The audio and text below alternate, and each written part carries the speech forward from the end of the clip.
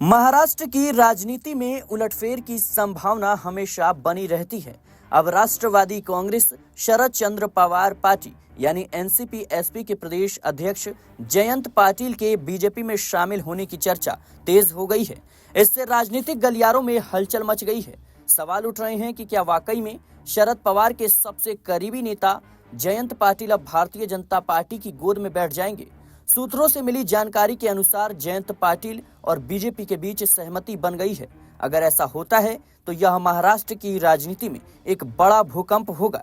जयंत पाटिल शरद पवार के करीबी नेता माने जाते हैं। वे लंबे समय से उनकी पार्टी के प्रदेश अध्यक्ष हैं। उन्हें टॉप मंत्रालय चाहिए, लेकिन इस पर बात अभी अटकी पड़ी है। दरअसल जयंत पाटिल के बीजेपी में जाने की चर्चा ऐसे समय पर हो रही है जब उनके एनसीपी शरद चंद्र पवार के प्रदेश अध्यक्ष पद से इस्तीफा देने की बात सामने आई थी।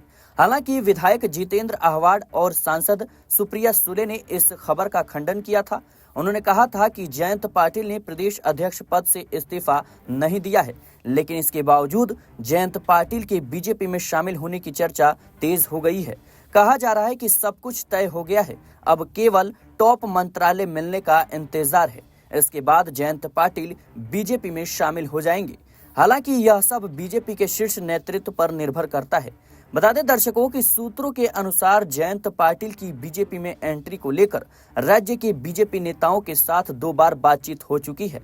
जयंत पाटिल राज्य मंत्रिमंडल में टॉप 5 में से एक मंत्रालय चाहते हैं, लेकिन वर्तमान स्थिति में मुख्यमंत्री देवेंद्र फडणवीस के लिए ऐसा मंत्रालय देना मुश्किल है। इसलिए जयंत पाटिल का बीजेपी में प्रवेश अटका हुआ है। यह भी जानकारी सामने आई है कि बीजेपी के कुछ लोग जयंत पाटिल के प्रवेश का विरोध कर रहे हैं। ऐसे में देखना दिलचस्प होगा कि जयंत पाटिल के बीजेपी में शामिल होने का मुहूर्त कब निकलता है। फिलहाल के लिए इस रिपोर्ट में इतना ही। देश और दुनिया की तमाम खबरों के लिए बने रहने नेक्स्ट 9 न्यूज के साथ।